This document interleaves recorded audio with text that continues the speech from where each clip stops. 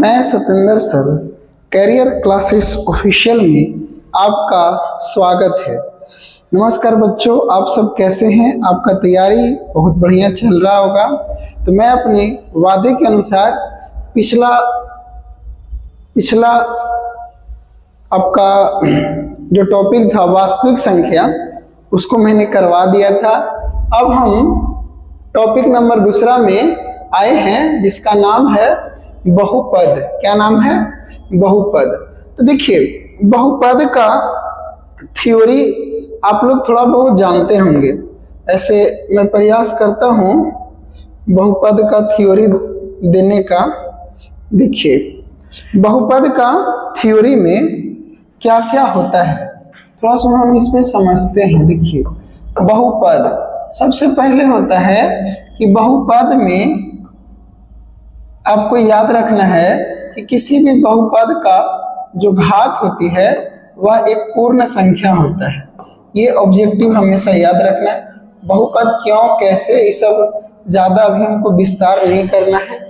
एक बार और जब एग्जाम खत्म हो जाएगा तो नए बच्चों के लिए जो 2027 में एग्जाम देगा, उसके लिए मैं और हर चीजों को बहुत डिटेल से बताऊंगा।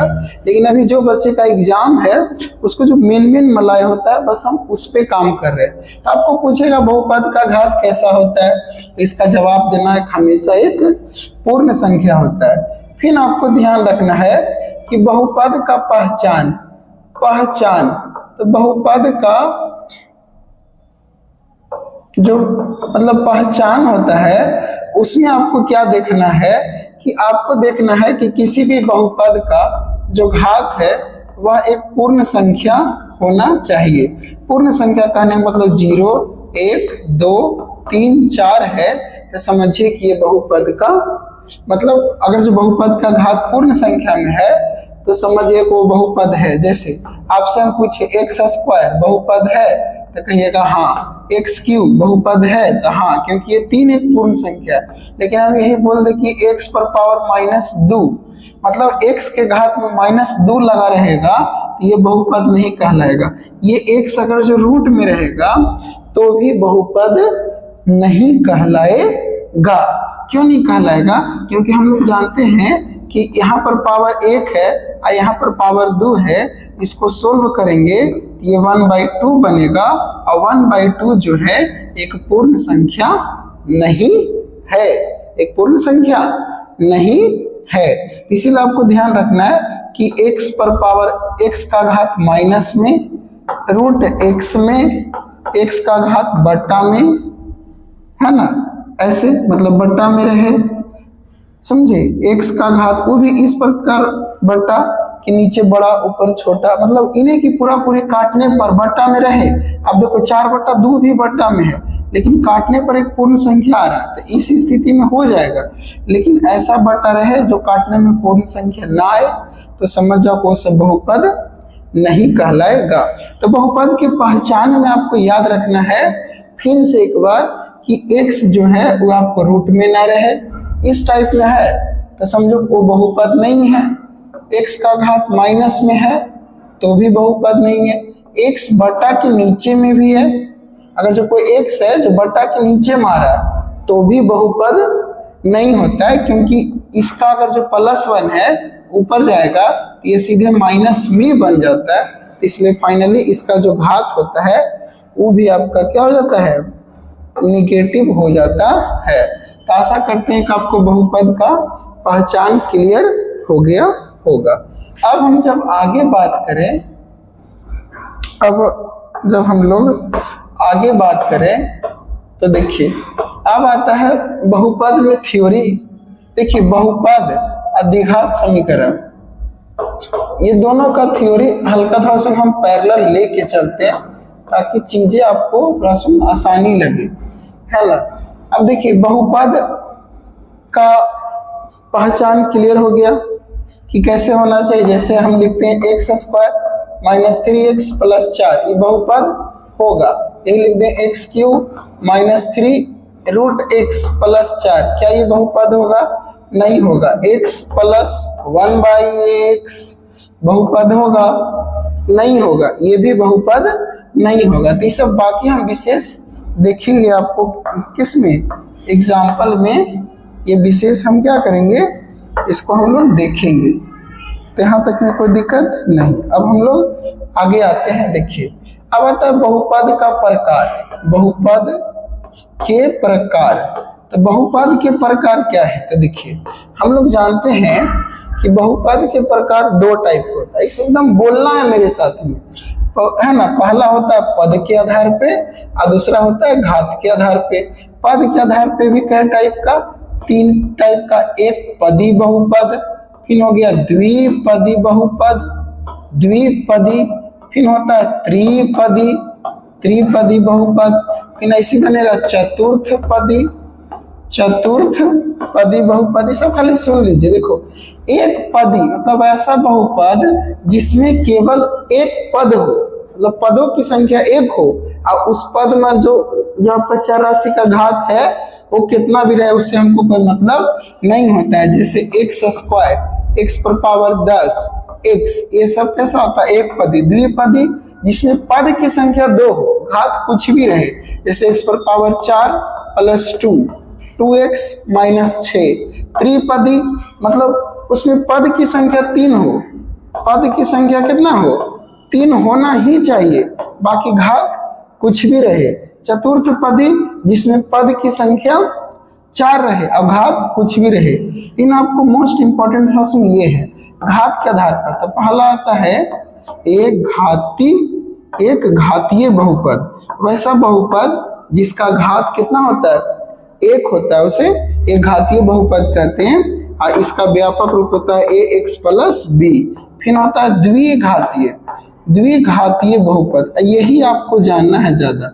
द्विघातीय बहुपद वैसा बहुपद जिसका अधिकतम घात कितना हो? 2 होता है। इसका व्यापक रूप ax square plus bx plus c बराबर कितना होता है? 0 होता है। कितना होता है? 0 होता है। और ये बात समझ में। अब हम लोग आगे चलते हैं, इसको थोड़ा सा इरेज कर लेते हैं। अब आगे हम लोग देखते हैं, समझिएगा, समझे। तो मेनली जो हमको आगे रहेगा वो रहेगा बहुपद, है ना, द्विघात बहुपद। कौन बहुपद? इसी के बारे में ज्यादा पढ़िए, द्विघात बहुपद। देखिए इसमें याद रखना है द्विघात बहुपद का व्यापक रूप। तो द्विघात बहुपद का व्यापक रूप होता है ax square plus bx plus c बराबर 0। द्विघात बहुपद का व्यापक रूप हो गया ये, समझे। अगर जो हम लगा देते हैं 0 तो ये द्विघात समीकरण हो जाता है। लेकिन चलिए अगर जो ऐसे हो गया तो द्विघात बहुपद हो जाता है। द्विघात बहुपद का हल पूछे या शून्यक पूछे या मूलक पूछे, मूल पूछे, तो ये हमेशा कितना होता है? 2। एगो को अल्फा मान लेते हैं और एगो को बीटा मान लेते हैं, समझिए। अब फिर आपसे कोई पूछेगा कि द्विघात बहुपद का, है ना, गुणनखंड कितना होगा? तो द्विघात बहुपद का 2 गुणनखंड होगा। एक होगा x माइनस अल्फा और एक होगा x minus beta, x minus beta. ये आपको ध्यान रखना है ना। द्विघात बहुपद के शून्यकों का योग गुणनफल, तो शून्यकों, ये जो शून्यकों है इसका योग कितना होगा? तो सब बच्चा बहुत अच्छा से जानता होगा, अल्फा प्लस बीटा। ये होता है alpha plus beta minus B बटा ए। शून्यकों का गुणनफल अल्फा इंटू बीटा सी बटा ए, है ना, 1 बटा अल्फा और प्लस 1 बटा बीटा, यानी शून्यकों के, है ना, व्युत्क्रम का योगफल माइनस बी बटा सी। और सबसे इंपॉर्टेंट याद कर लेना alpha square plus beta square, तो अल्फा प्लस बीटा का होल स्क्वायर और समझिए minus 2 alpha into beta, alpha into beta. और अगर जो आपको हल शून्यक अमूल निकालना है तो इसका 3-4 विधि होता है। गुणनखंड विधि होता है, द्विघात सूत्र विधि होता है, वर्ग पूरा करके विधि होता है। लेकिन अभी तत्काल के लिए सबसे आसान होता है द्विघात सूत्र, जिसको बोलते हैं x बराबर, जो कि होता है minus B plus minus root, बोलो बी स्क्वायर माइनस 4ac बटा 2a।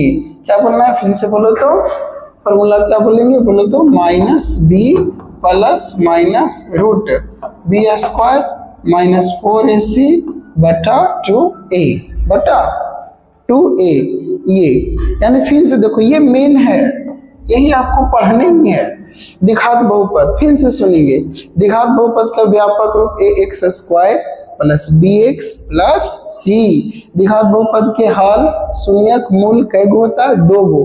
कैसे निकालेंगे सर, बोलेगा ऐसा समीकरण देगा एक हल निकालो, शून्यक निकालो, मूल निकालो, तो दिमाग में सीधे लगाना x बराबर -b plus minus root B square minus 4ac बटा 2a माइनस b क्या है, देखो तो b क्या है, x का गुणांक, b x का गुणांक, a क्या है x स्क्वायर का गुणांक, c क्या है अचर पद, c क्या है, देखिए a क्या होता है, मतलब x स्क्वायर के साथ ही जो गुना है a, x के साथ ही जो गुना है b, और c क्या है अचर पद, c क्या है अचर पद। तो इसलिए x बराबर -b plus minus root B square minus 4ac बटा 2a। आप अगर जो मेरे ऑफलाइन क्लास में पढ़ते हैं, जो बच्चे हमसे आज जुड़ रहे हैं या हमको नहीं जानते हैं, तो क्लास में हम मेरे पुराने बच्चे से पूछेगा, कम से कम 50-60 बार फॉर्मूला को बोलते हैं, बच्चा से बुलवाते हैं, तब जाके बच्चा को अंत आते आते पूरा मुंह जमानी हो जाता है फॉर्मूला। इन खैर आप भी इसको खूब बोलिए। तो ये आपका लगभग मोटा मोटा थ्योरी हो गया। अब हम आते हैं आपका प्रॉब्लम पे, आते हैं।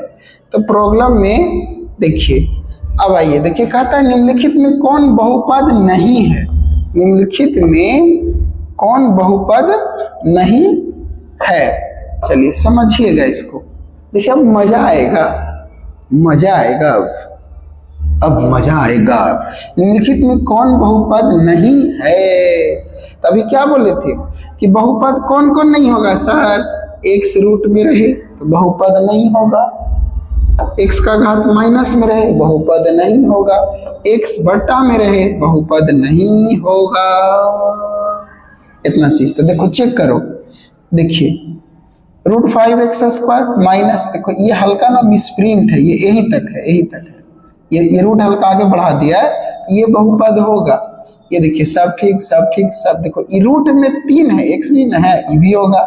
आहा मिल गया, x बटा में आ गया, इसलिए बहुपद नहीं होगा, ये भी होगा। चलिए आगे कहता है रेखीय बहुपद। तो रेखीय बहुपद होता है वैसा बहुपद जिसका घात 1 हो, तो गला बैठा हुआ है वैसा बहुपद जिसका अधिकतम घात कितना होता है, 1 होता है। तो देखो इसमें 2 है, इसमें 3 है, इसमें 3 है, अधिकतम घात 1 किसमें है, इसमें है। तो इसलिए हम इसको क्या बोलेंगे, रेखीय बहुपद का है ना, कहेंगे, क्या कहेंगे इसको, रेखीय बहुपद कहेंगे। अब हम आ जाते हैं तीसरा, किसमें आ जाते हैं, तीसरा में। तो देखिए और मजा आएगा। अब आइए बहुपद y cube minus 2y square minus root 3y plus 1, घात क्या पूछा, घात। तो जब घात पूछेगा तो किसी भी बहुपद का घात दिए गए है ना, दिए गए जो पद है उस पद का जो अधिकतम घात होता है पूरे बहुपद का मुखिया कहलाता है। मतलब जब भी बहुपद का घात पूछे तो एक में सबसे बड़का जो घात रहे वो मार देना। तो सबसे बड़ा घात 3 है कि 2 है कि 1 है, तो कौन है, 3 है, तो इसलिए 3 हो गया। निम्नलिखित में कौन बहुपद नहीं है, तब ये बताए थे कि कौन नहीं होगा, ये ठीक है, ये भी ठीक है। देखिए बटा में 1 से 3 नहीं होगा। निम्नलिखित में कौन बहुपद है, बहुपद है रूट में 1 से होगा, गुरुजी नहीं होगा सर।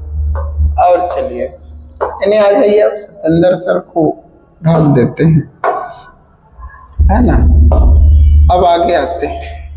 अब देखिए तो ए नहीं हुआ, बी में आइए, x बट्टा में नहीं होगा, x रूट में नहीं होगा। यहाँ देखो रूट x स्क्वायर, ठीक, x, ये हो जाएगा बहुपद। निम्नलिखित में कौन बहुपद नहीं है, अभी बताओ तुम लोग, इसमें कौन बहुपद नहीं है, कमेंट करो, कमेंट में 6 का आंसर बताइए, कमेंट करके 6 का आंसर बताइए। तो 6 का आंसर कौन होगा बताओ, ए होगा, ए बहुपद नहीं है, है रूट में। देखिए x स्क्वायर है, यहाँ x अलग है, ठीक है, ये भी ठीक है। ये भी ठीक है। देखिए बट डबल सर ई नहीं होगा, डी। बहुत बढ़िया। आगे, रैखिक बहुपद के शून्यकों की संख्या होती है। ये देखो सवाल, तो रैखिक बहुपद है, तो रैखिक बहुपद का अधिकतम घात 1 होता है, इसलिए शून्यक भी कै गो होगा, एगो होगा। कै गो होगा, एगो होगा। देखो अब आगे हम आपको एक अगला सवाल है, तो उसको आपको हम बताते हैं। सवाल नंबर 8 पे आइए। कितना पे आइए? बड़ा मजेदार सवाल है, लोग ना देखिए कि छोड़ देता है इस सवाल को, है ना। जो सवाल है चला, इसको ना लोग ना देखिए के छोड़ देता है, देखिए के छोड़ देता है। सवाल नंबर 8 देखिए, 8 में कहता है ना px बराबर qx gx है, तो कहता है px का घात 6 है, इसका घात कितना है 6, और gx का घात कितना है 2, और सब कहता है कि px बटा gx। तो सीधे इसका आंसर हम तुमको ट्रिक बता देते हैं। 6 में से 2 गया 4, काहे घटा सर। मान लेते हैं कि px कोई बहुपद है जिसका घात 6 है, gx कोई बहुपद है जिसका घात 2 है। अब जब x पर पावर 6 है, बेस सेम, तो घात घटेगा, यानी 4। तो इतना कहला हम दिमाग लगाएंगे। जैसे देखेंगे कि सर ये वाला ऊपर वाला 6 और नीचे वाला 2, तो कितना काट देगा, 2 3 6, 3 मार देगा, गलत हो जाएगा, है ना। सीधे क्या करना है, घटेगा, पावर क्या होगा, घटेगा। तो 2 में से सीधे 6 में से 2 घटा देना, तो कितना हो जाएगा 4। अगला y square minus 6y plus 8 घात, तो घात को बोलते थे अधिकतम घात का। कई बार सिखा दे, एक ही मैथ बार बार दिल है ताकि तुम बनाओ। देखो ये सवाल, x स्क्वायर माइनस 11 के शून्य, तो जैसे बोले तो बराबर क्या करो 0, ये है माइनस में, इन्हें आएगा तो कुछ होगा प्लस में, यानी x स्क्वायर बराबर कितना हो गया 11। क्या स्क्वायर हटेगा तो रूट जाएगा, तो रूट के आगे प्लस और माइनस 11 होता है, तो इसका आंसर होगा एगो प्लस में और एगो माइनस में। यहाँ देखो ऑप्शन ए में रूट है, ये नहीं है, गलत। ऑप्शन बी में एगो प्लस में है, एगो माइनस में, हो गया सर, हो गया। ये देखो दोनों प्लस में नहीं होगा, इस सर देखिए ये भी हो जाएगा, लेकिन ये गलती यहाँ पर माइनस होता है टाइपिंग में, तो ये भी नहीं होगा। आगे कहता है किसी बहुपद की घात होती है। देखो अभी बता रहे थे ना थ्योरी में कि किसी बहुपद का घात एक पूर्ण संख्या होता है। कैसा संख्या होता है, पूर्ण संख्या होता है, पूर्ण संख्या होता है। अब हम लोग आ जाते हैं 12 से। चलिए बताइए इसका आंसर 12 का। देखिए px बराबर qx gx, तो px का घात 7 है, कितना है, px का घात कितना है 7 है, px का घात कितना है, px का घात 7 है, और gx का घात कितना है 3 है। तो घात है तो ऊपर जाके घटेगा, तो 7 में से 3 गया 4, हो गया। अब देखो इस सवाल देखने में लग रहा होगा ना सर ये 1 सेकेंड में बन जाएगा, ये सवाल सर बहुत हार्ड है सर। px बराबर इतना, qx बराबर इतना से भाग दिया जाए तो भागफल का घात, देखो यहाँ पूछा, अगर पूछे तो भागफल कितना होगा तो भागा देना पड़ता, लेकिन पूछा भागफल का घात बताइए, तो जब भागफल का घात निकालना है तो सीधे इसका घात में से इसका घात घटा देना, तो 3 में से 2 गया, इसलिए आंसर कितना आ जाएगा 1 आ जाएगा। तो देखिएगा 13 नंबर का कितना होगा 1 आंसर होगा, कितना होगा 1 आपका आंसर होगा। अब आते हैं सवाल नंबर किस में, बताओ इसका आंसर 14 का, बताओ आंसर। अब ये बताए थे हम, देखो सर x स्क्वायर माइनस 16 शून्यक हो गया, मतलब सर x स्क्वायर माइनस 16 बराबर 0, बराबर कितना मानेंगे 0, बराबर कितना मानेंगे बोलो 0 मान लिए। अभी माइनस में इन्हें जाएगा तो x स्क्वायर बराबर 16, अब x बराबर रूट प्लस माइनस 16, तो 16 का वर्गमूल कितना होता है 4, एगो प्लस में और एगो माइनस में, एगो प्लस में और एगो माइनस में। चलिए x स्क्वायर घात, हे भगवान छी छी, घात अधिकतम घात जो होगा वही आंसर। एक घात वाला बहुपद क्या कहलाता, एक घात वाला बहुपद क्या कहलाएगा, जेकर घात एक के हो तो उसको बोलेंगे रैखिक बहुपद। जेकर घात 2 हो द्विघात बहुपद। जिसका अधिकतम घात 3 हो त्रिघात बहुपद। हो गया। अब आ जाओ 17 नंबर सवाल। किसमें आ जाओ? 17 नंबर सवाल देखिए, कहता है निम्नलिखित में से त्रिघात बहुपद का सबसे व्यापक रूप तो बताइए। अभी नाम बताए थे, यहां देखिए समझिएगा, एक घात बोलेगा ना चला, एक घात अब व्यापक रूप तो सीधे कहना ax प्लस बी, याद रहेगा, परीक्षा पर याद कर लो। एक घात रहेगा तो ax प्लस बी, द्विघात रहेगा तो होगा ax square plus bx plus c।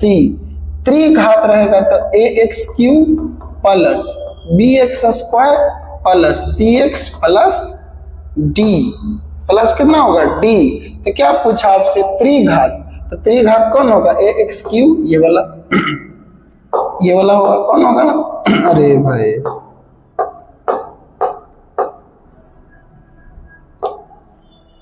क्या होगा? कौन हो जाएगा आंसर बताइए?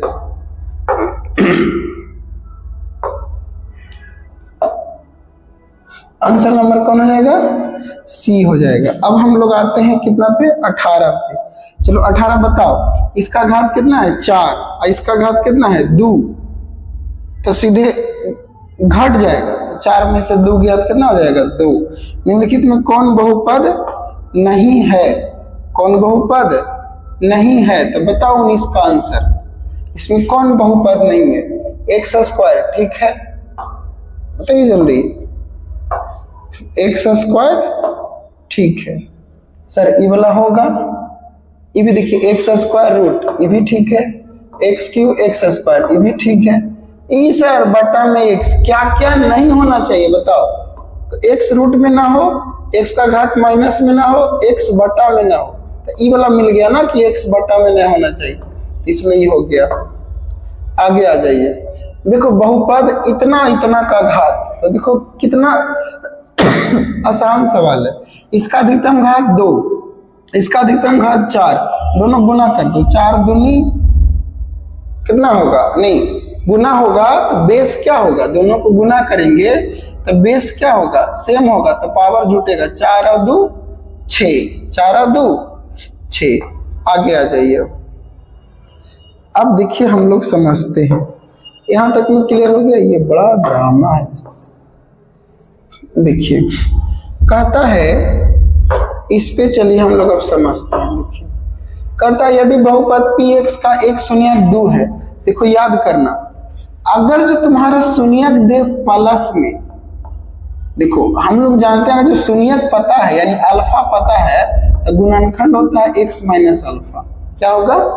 x minus alpha. अर्थात मेरा कहने का मतलब, किसी बहुपद का शून्यक 2 है, इसका गुणनखंड होगा x माइनस 2। किसी बहुपद का शून्यक -3 है, मतलब माइनस में है, तो इसका गुणनखंड प्लस में होगा। अगर जो शून्यक प्लस में है तो गुणनखंड माइनस में होगा। समझे? गुणनखंड अगर जो प्लस में a है, शून्यक अगर जो प्लस में a है तो गुणनखंड माइनस में a होगा। अब अगर जो गुणनखंड चला माइनस में 3 है, तो शून्यक जो होगा वो प्लस में होगा। ये बात इतना याद कर लेना, ये बात इतना क्या कर लेना? याद कर लेना। इसी आधार पे 2 का गुणनखंड आप खुद बताइए। अब हमने अभी आपको सिखाया, तो आप बताइए कि 2 का गुणनखंड कौन वाला होगा? बताइए। 2 है प्लस में, तो गुणनखंड कौन सी मारेंगे? प्लस में नहीं, कौन सी मारेंगे? माइनस में मारेंगे। कौन सी में मारेंगे? माइनस में मारेंगे। अब आते हैं सवाल नंबर 22 पे। किस पे? 22 पे। देखिए चलिए, देखिए 22 नंबर सवाल कहता है, देखिए गुणनखंड कौन सी में है? माइनस में। गुणनखंड कौन चीज में चला?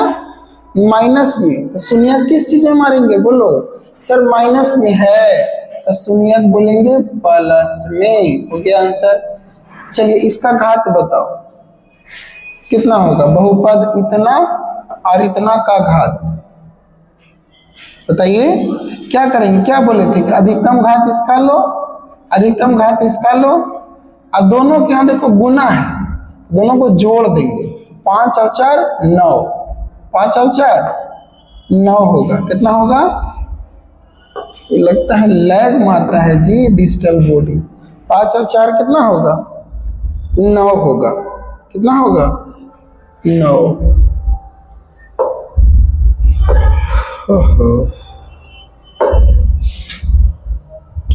चलिए आ गया। 5 और 4 कितना हुआ? 9 हुआ। अब अगला 24 से लेके 27 तक के, 24 से लेके कितना तक के?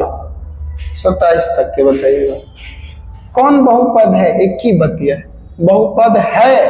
ये बटा में 1 से नहीं होगा, बटा में 1 से नहीं होगा, रूट में 1 से नहीं होगा। ये ठीक है, हो जाएगा। पहचान ले को ना चला। अगला बहुपद इतना का द्विघात बहुपद की शून्यकों की संख्या। आपको द्विघात बहुपद का व्यापक रूप पता है क्या होता है?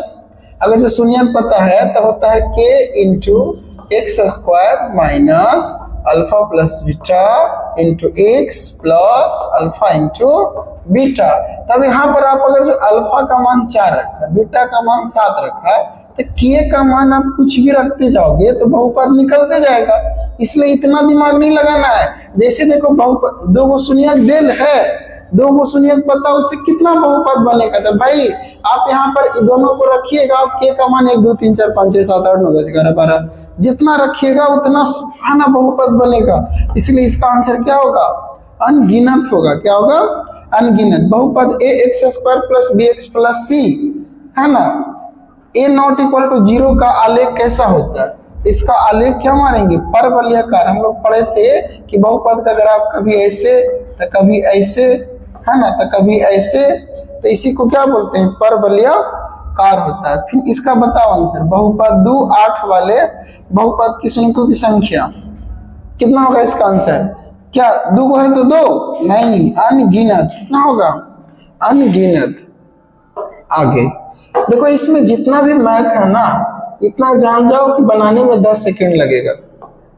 हम बशर्ते आप नहीं जानते हैं तो एक अलग मैटर है, समझे, लेकिन 10 सेकंड से ज्यादा नहीं लगेगा। जैसे देखो ये, अब इसका कोई बच्चा इस सवाल को देखेगा ना तो इसको तोड़ेगा, पहले पूरा गुणनखंड करेगा, उसके बाद बोलेगा कि इसका आंसर दोनों माइनस आता है। अरे भाई, जब सब प्लस में हो तो दोनों ऋणात्मक होगा, आंसर हो गया। याद रखना, द्विघात बहुपद की शून्यकों की संख्या कितना होगा? द्विघात। तो समझे, तो जिसका अधिकतम घात होता है किसी भी बहुपद का, अधिकतम घात ही उतना उसका शून्यक कहलाता है। अगर द्विघात बहुपद का अधिकतम घात 2 होता है तो उसका शून्यक भी 2 कहलाएगा, उसका गुणनखंड भी 2 कहलाएगा। अब हम लोग आगे चलते हैं, सवाल नंबर 29 के बाद आ जाते हैं 30 में। चलिए 30 का बताओ, पहले से बतावल है, काहेला बार बार क्वेश्चन में देते हैं सर, इसीलिए कि एक बार ना समझो तो 2 बार समझो। देखिए एक्स स्क्वायर माइनस 11 क्या बताए थे सर? माइनस में है, इन्हें आएगा तो प्लस में, स्क्वायर हटेगा तो रूट, एक बार प्लस एक बार माइनस, एक बार प्लस एक बार माइनस। इस सेम है तो गलती टाइपिंग कर दिया, इसको ऐसे कर दो, ये आंसर रख दो। एग्जाम में वैसे नहीं रहेगा, देखना एक प्लस में एक माइनस में मारना।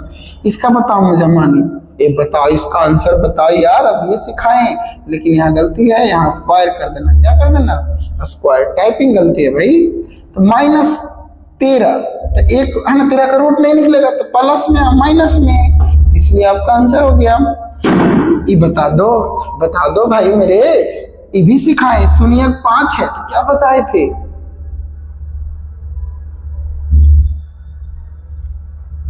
पता नहीं सर, सब भुला गए।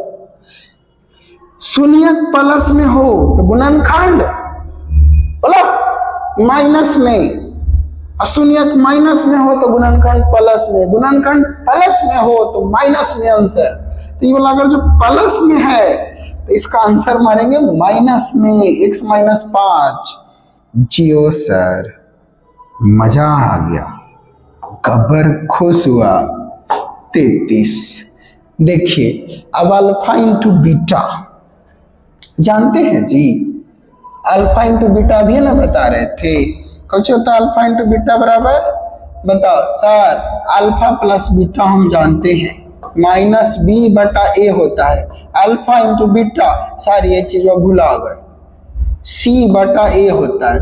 तो सर सी बटा ए इसमें है ही नहीं है, तो सी बटा ए माइनस बी बटा ए कब होता है? जब किसी बहुपद का व्यापक रूप a x square plus b x plus c होता है तब। लेकिन यहाँ दुर्भाग्यवश तुम्हारा लिखा है c x square plus a x square plus B.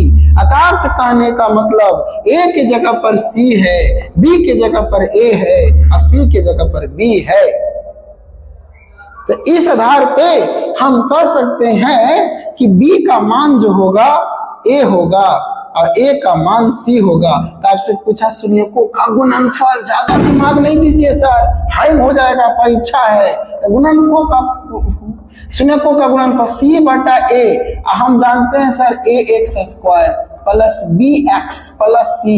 तो सर सी बटा ए हम जानते हैं और सी की जगह पर बी है, यानी इसके अनुसार बी हो जाएगा और ए के जगह पर सी है, यानी आंसर बी बटा सी हो जाएगा। वाह सर,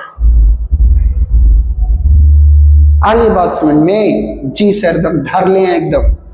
अगला, x पर पावर n प्लस 1 का एक गुणांक x प्लस 1 है कब? जब n एक धनात्मक पूर्णांक हो, जब n एक विषम पूर्णांक हो, n एक ऋणात्मक पूर्णांक हो, कब? है ना? आगे देखिए सवाल नंबर 35। सवाल नंबर 35, यदि बहुपद px का एक गुण, देखो अभी आ गया प्लस में, गुणनखंड दिया, शून्यक पूछा, तो प्लस में दिया तो आंसर कौन होगा? माइनस में। कोई दिमाग नहीं लगाना है, शून्यक माइनस में तो गुणनखंड प्लस में। जी सर, भगवान करे ऐसा ऐसा ऑब्जेक्टिव दे दे सर, खोज खोज के मारेंगे एकदम। 37, शून्यक माइनस में, आहा शून्यक माइनस में है तो गुणनखंड प्लस में होगा, गुणनखंड प्लस में होगा। जी सर, बहुत बढ़िया सर। चलिए अब आ जाइए 38 नंबर सवाल। है a x cube plus b x square plus c x plus d बराबर 0 के शून्यक हो तो alpha into beta into gamma का मान क्या होगा? अब ये फॉर्मूला है, क्या है ये फॉर्मूला? त्रिघात बहुपद का। तो खैर ये आगे हम बताएंगे ये फॉर्मूला को, लेकिन इसका आंसर याद कर लीजिएगा, माइनस डी बटा ए होता है। आगे आपको फॉर्मूला हम बताएंगे, तो ये प्योर फॉर्मूला एक आपको पूछ देता है, यानी alpha into beta into gamma, तो माइनस डी बटा ए याद रखना है। आगे आ जाइए, अगला देखो, इसका घात बताइए बोला, इसका घात कितना है? 2। इसका घात कितना है? 5। इसका घात कितना है? 2। इसका घात कितना है? 5। तो सर गुना करना है तो बेस सेम है तो पावर जुटेगा, 5 और 2 7। इसका बताओ आंसर। भागफल का घात सर बताए थे, पीछे आया था, इसका आंसर बताओ। सर कैसे बताए थे? सीधे इसका पावर 1, इसका पावर 4, घटा दो, भागा दे तो घटा देना है, गुना करे कहे तो जोड़ देना है ना? तो यहाँ कुछ कर देना है, बोलो घटा देना, क्योंकि भागा दिया जाए तो घटा दो, तो 4 में से 1 गया 3। ए इसका बता दो, ए इसका बता दो, इस पर अब जुल्म ना करो, अब बता दो इसका कितना है? 4। ठीक सर, इसका कितना है? 2। भागा दिया जाए, भागा दिया जाए, तो भाई जब भागा दिया जाता है तो सर पावर घटेगा, यानी कितना आएगा? 2 आएगा। जियो सर, मजा आ गया एकदम, मजा। चलिए एक ताल खत्म, लेवल 1 खत्म। इसका लेवल 2 भी देख लेते हैं, बहुपद का। मजा आ रहा है, काहे ला इसको रोकते हैं, सटले एकदम उड़ियाइए देते हैं, है ना? कि अगला में देखेंगे, जैसा बोलिए। चलिए आगे ही देखेंगे, अब आ जाते हैं अगला जो टॉपिक है, उस टॉपिक का नाम है दो चर वाले रैखिक समीकरण। इसका लेवल 1 समझते हैं हम लोग। इसका लेवल 1 देखो, समझना, पहले थोड़ा सा थ्योरी सुनना। ऐसे दो चर जरा में केवल दो चर रहेगा, एक एक्स रहेगा नहीं तो वाई रहेगा, ए रहेगा नहीं तो बी। चर मतलब यही X Y A B C D वाले रैखिक समीकरण। रैखिक समीकरण कहने का मतलब होता है उसका घात कितना रहेगा, एक रहेगा। उसका घात कितना रहेगा, एक रहेगा। कितना रहेगा, एक। लेकिन देखो, इसको समझने से पहले बोलना थोड़ा सा थ्योरी पढ़ लेते हैं तो मजा आएगा थोड़ा ज्यादा, मजा आएगा थोड़ा ज्यादा। क्या करो, हाँ ये निकाल देते हैं। देखो समझिएगा, चलो।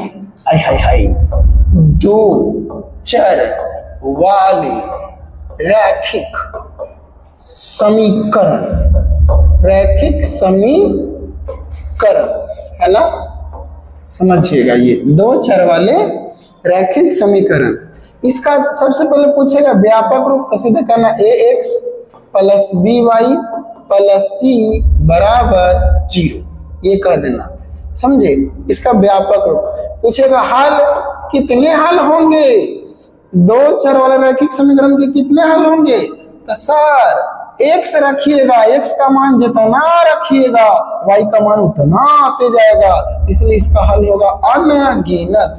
अनगिनत कितना हल होगा, अनगिनत। पूछेगा कि सर इसका ग्राफ कैसा होता है, याद रखिएगा इसका ग्राफ होता है सरल रेखा।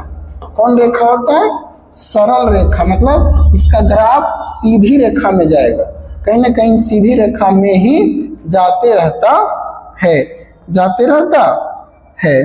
अरे ये बात समझ में। अब देखिए हम अब लोग आगे लेते हैं, आगे आता है युग्म।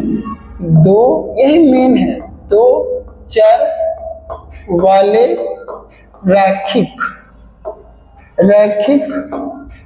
समीकरण, समीकरण युग्म। युग्म देखो इसको समझना।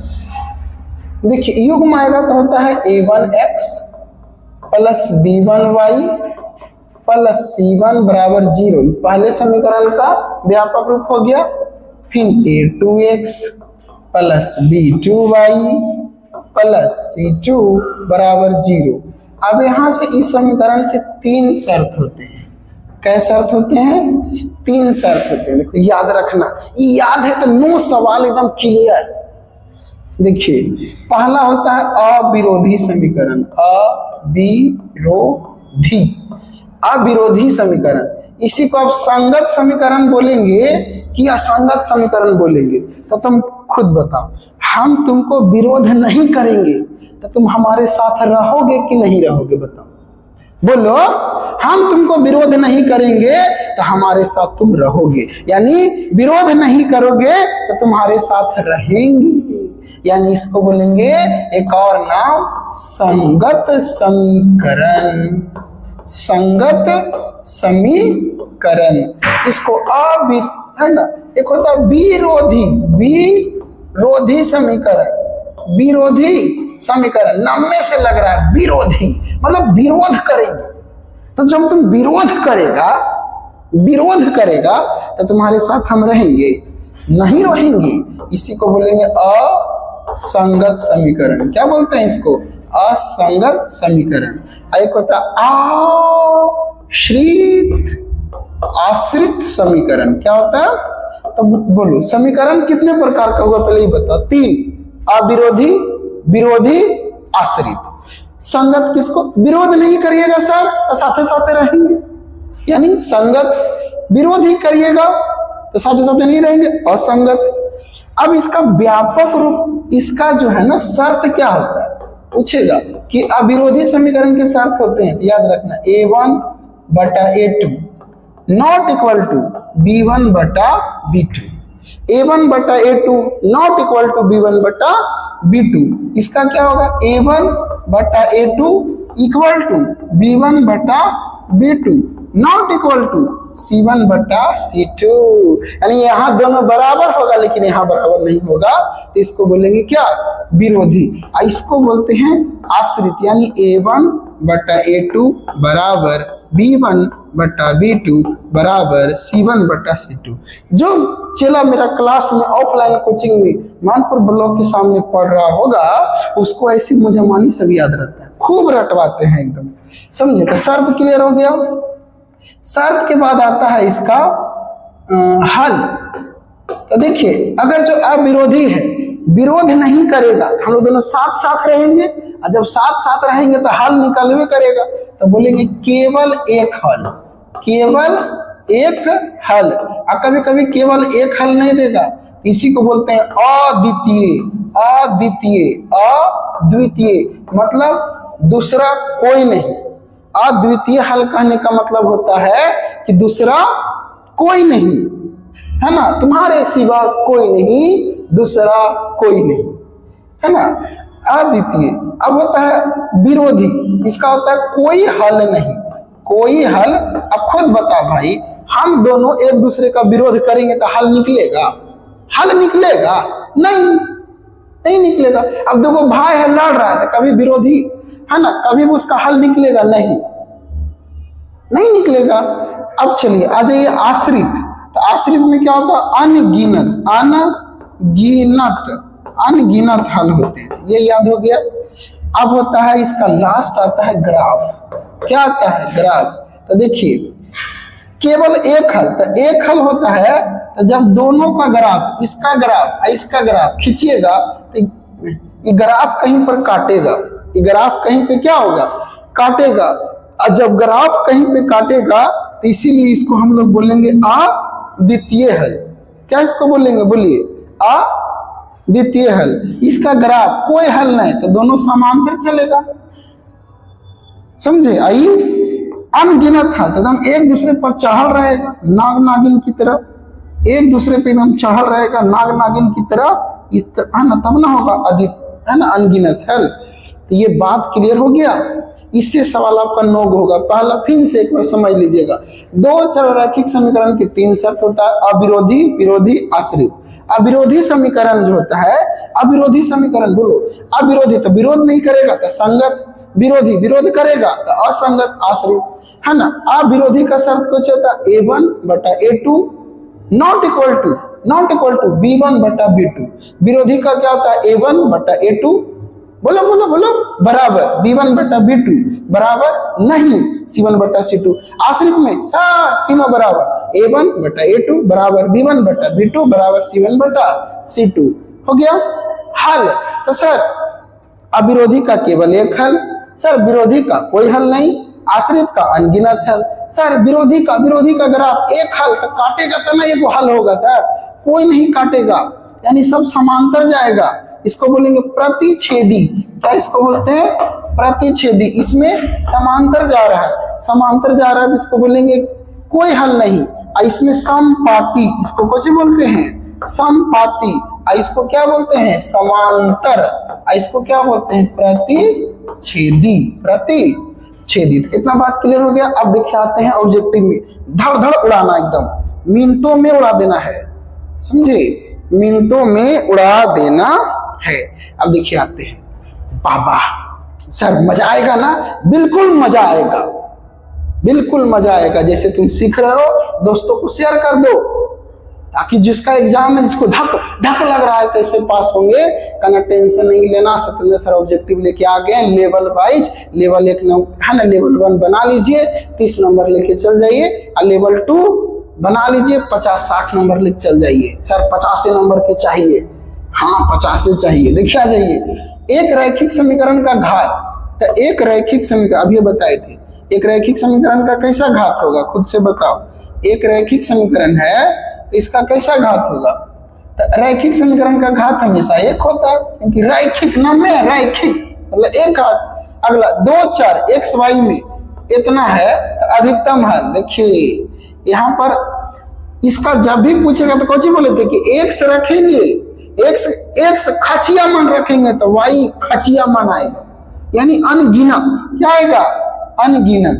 आगे देखो दो, यदि दो चर में दो रैखिक समीकरण के आलेख प्रतिच्छेदी है, एक दूसरे को काटेगा, तो जब एक दूसरे को काटेगा तो सर एक बिंदु पर काटेगा, तो इसलिए सिर्फ एक हल होगा। जियो सर, मजा आ रहा है, एकदम मजा आ रहा है सर, मजा आ रहा है, अभी और मजा आएगा। चलिए तीन, तो तीन का क्या हो गया, एक हल। चलिए अब आ जाइए चार में, 4 5 दोनों को उड़िया देते हैं, है ना। देखिए आ जाइए, रैखिक समीकरण इतना, हाँ ठीक ठीक, फिर इतना के कितने हल होंगे, क्या पूछ दिया सारी, कुछ नहीं करना है। चला x वाला बटा करो, y वाला बटा करो। देखो x का यहाँ 2, जी सर, यहाँ x के साथ है 6, जी सर। अब देखो y वाला यहाँ -3, जी सर। ये y देखिए -9, जी सर। अभी बराबर बराबर कुछ मत ऐसे हो गया। अब देखो दो आई कितना है 5, अब काटो, कट गया 1/3, 2 एकम 2, 2 तिहाई 6, माइनस कट गया, 3 एकम 3, 3 तिहाई 9। यहाँ बराबर आया सर, यहाँ तो बराबर नहीं आया, तो बताओ किसका शर्त है, a1/a2 बराबर b1/b2 not equal to c1/c2, किसका शर्त है बताओ।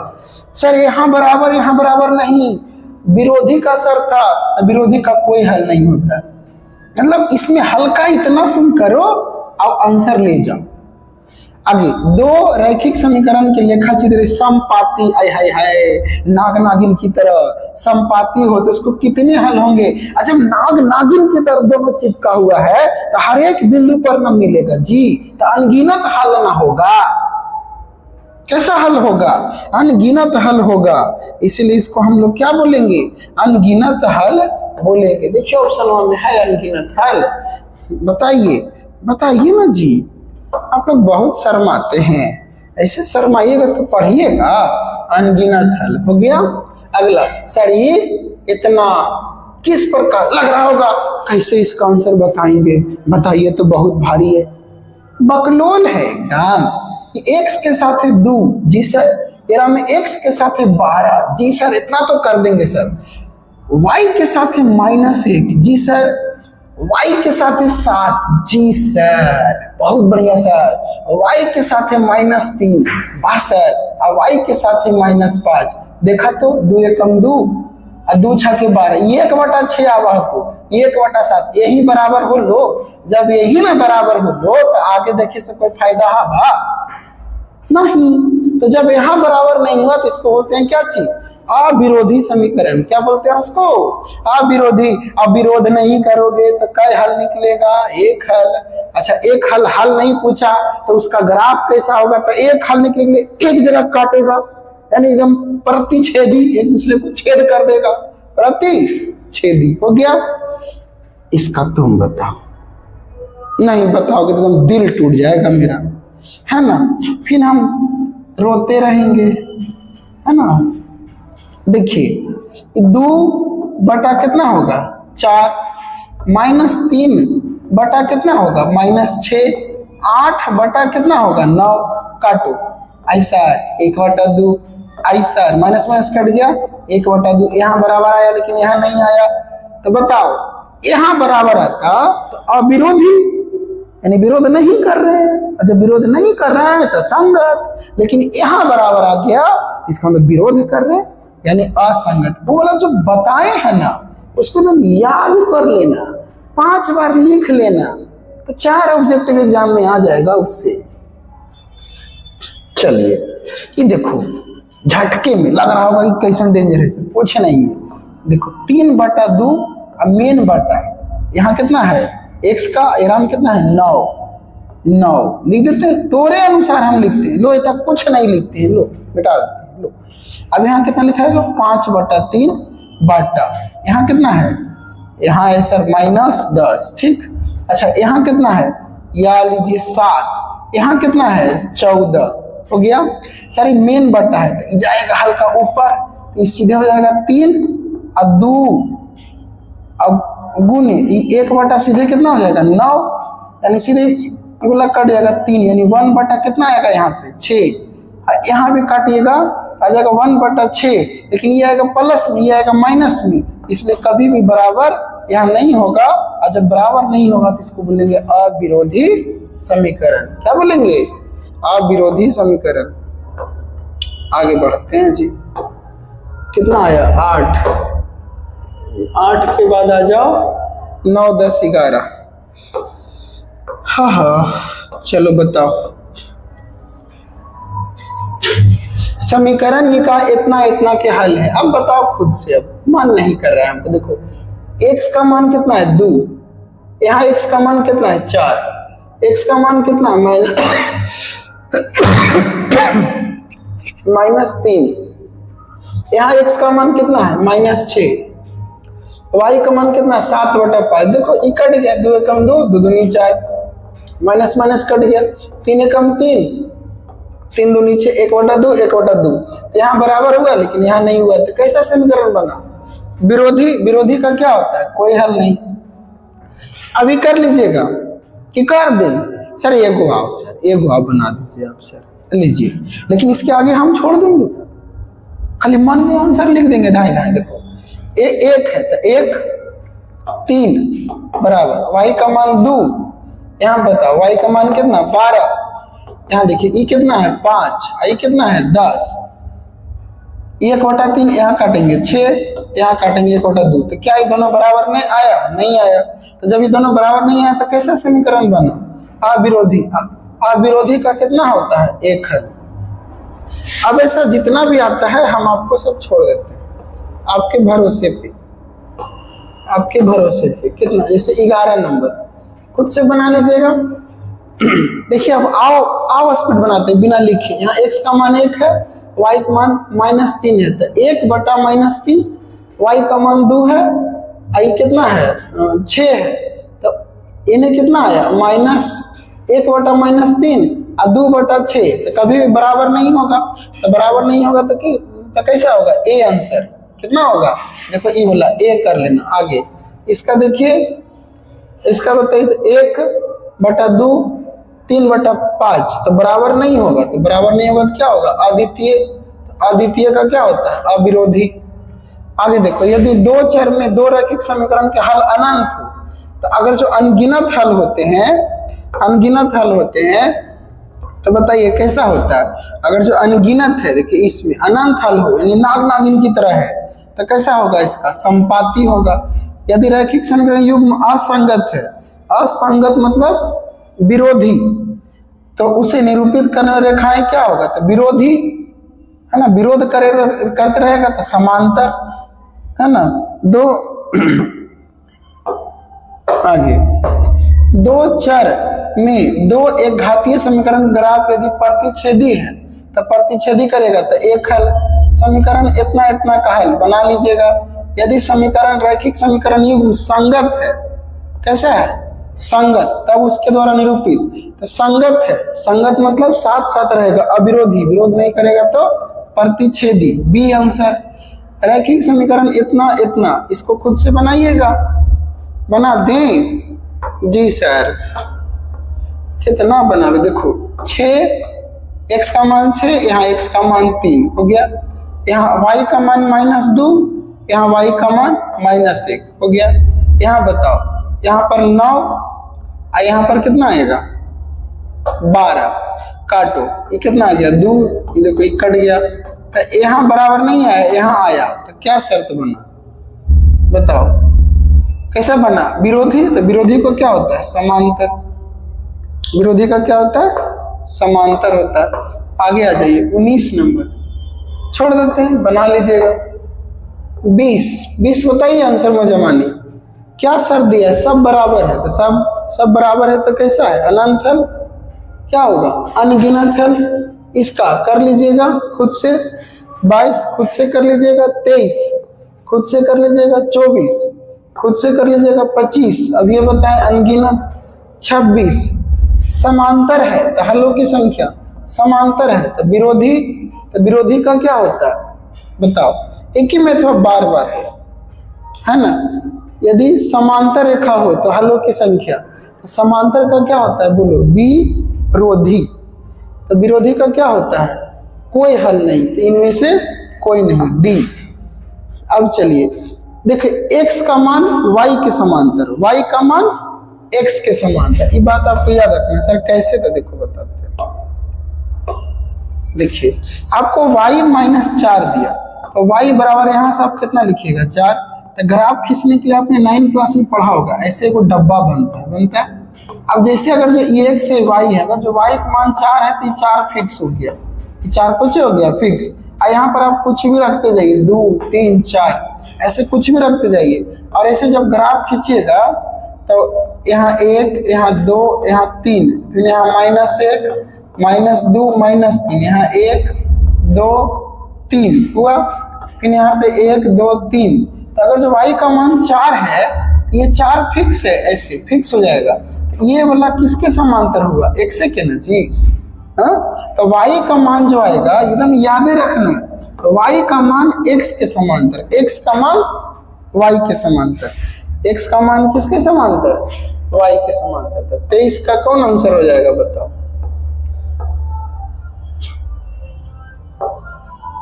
23 के बाद 24 ना जी, अच्छा 27, सॉरी 27 का कौन आंसर हो जाएगा, ये वाला x के समांतर।